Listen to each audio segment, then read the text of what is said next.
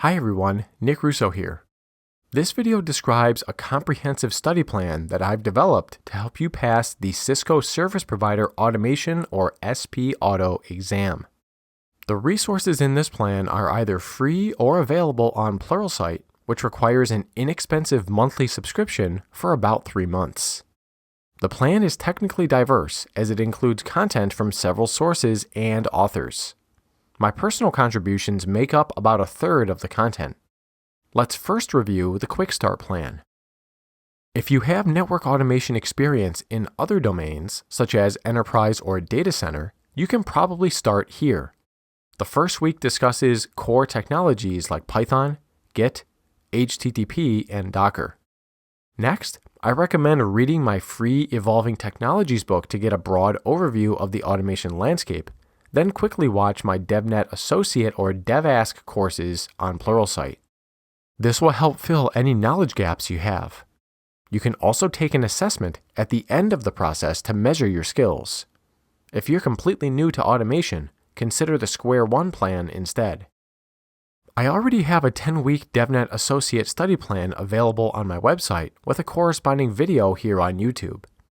Even if you don't take the DevAsk exam, these are core skills that you're going to need before successfully deploying automation in the domain-specific contexts like service provider. Finally, let's review the SPAUTO-specific 8-week plan. The plan begins with Python and Ansible-based network configuration management.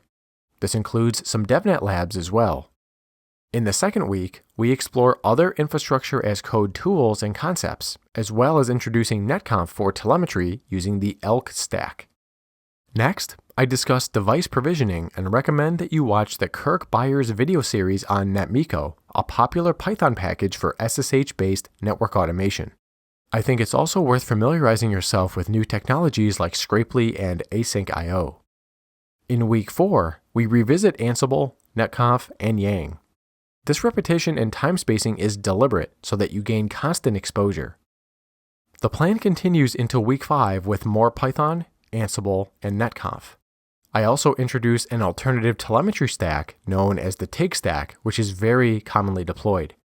I also suggest you try my homework challenges, in which you'll modify my code to implement different use cases. This is a great way to learn. Week 6 is focused on Cisco NSO, the flagship product for service provider automation. Fortunately, Cisco DevNet has several labs so that you can gain exposure.